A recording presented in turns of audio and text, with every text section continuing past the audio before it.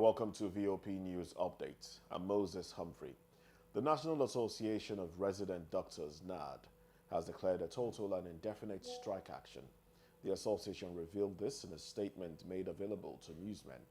The resident doctors listed demands including the immediate payment of 2023 Medical Residency Training Fund, MRTF, the immediate release of the circular on one-for-one replacement, and the payment of skipping arrears. The strike comes after the association, on July 5, issued a two-week ultimatum to the federal government for the implementation of all its demands. Recall that the Speaker of the House of Representatives, Tajuddin Abbas, held deliberations with the leadership of NARD behind closed doors in an attempt to avert the strike. Honorable Abbas promised to meet with President Bola Tinubu to avert the industrial action of the resident doctors and announced the setup of an ad hoc committee to meet with all the stakeholders and address the matter. The Speaker also appealed to NARD to give the House leadership a two-week period to find solutions to the issues raised. Condemnation has trailed the conduct of the Department of State Services, DSS, at the Federal High Court in Lagos yesterday, during the court appearance of the suspended governor of the Central Bank of Nigeria, Godwin Emefiele. Condemning the development, human rights lawyer Ebunolu Adegorua, SAN, said he believes that the president is aware of the actions of the DSS and it's given a bad image to his administration, where security agencies are engaging in a physical scuffle in open courts to the extent of tearing their uniforms, which is a symbol of authority of the Federal Republic of Nigeria, and desecrating the hallowed chambers of the courts without respect for the judge. The Senate has urged the Nigerian Electricity Regulatory Commission, NERC, and 11 electricity distribution companies, discos, to halt their proposed tariff increase and allow Nigerians breathe, in quote. The Senate also urged discos to henceforth allow Nigerian communities to recover their cost of buying electricity transformers before asking them to pay bills. It also called a halt to estimated billing by urgently supplying all electricity consumers with prepaid meters at affordable rates across the country. Now, these and other resolutions of the Red Chambers followed its consideration of a motion moved by Senator Yunus Abiodun Akintunde, APC, Oyo Central, at plenary.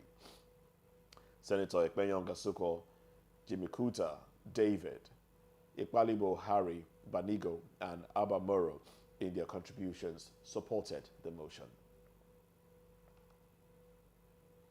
The Central Bank of Nigeria, CBN, has increased the monetary policy rate, MPR, which measures interest rate, from 18.5% to 18.7%. Now, that's an additional rate increase of 0.25%. The MPR is the baseline interest rate in an economy. Every other interest rate used within an economy is built on it. The acting governor of the CBN, Folashodun Shonubi, announced the development yesterday after the committee's meeting at the CBN headquarters in Abuja. Now, this is the first Monetary Policy Committee meeting since the suspension of Godwin Emefiele as the Apex Bank governor. The increase is coming at a time President Bola Tinubu is calling for interest rates to be lowered. In business, the Central Bank of Nigeria, CBN, says plans to gradually phase out the old 200 naira, 500 naira, and 1,000 naira notes are ongoing as new notes are still being issued. Folashodun Shonubi, acting governor of the Apex Bank, spoke yesterday at the Monetary Policy Committee meeting at the CBN headquarters in Abuja, providing updates on the demonetization policy. Shonubi said the old notes will slowly and over time be replaced. He noted that the old notes were being exchanged for the new ones whenever it was being requested by the commercial banks. In foreign news, at least one person has been killed in the Philippines after Typhoon Doksuri lashed on the northern parts of the archipelago, ripping off roofs, knocking out power, flooding low-lying villages, and displacing thousands of people. The powerful storm, which brought winds of up to 175 kilometers per hour as it slammed into the Philippines, the National Disaster Agency said at least one person died in the Philippine province of Rizal east of the capital, Manila, in the wake of the typhoon. In northern Cagayan province, more than 12,000 people were evacuated from high-risk coastal villages, and schools and workplaces were shut down as a precaution. The Philippine Weather Bureau said violent, life-threatening conditions are expected to continue today over northwestern Cagayan and the outlying Babuyan Islands, as well as the northern mountainous Apayao and Ilocos Norte provinces. Meanwhile, the Coast Guard said more than 4,000 passengers were stranded at various ports in the country after sea travel was suspended. That's the news update on VOP TV.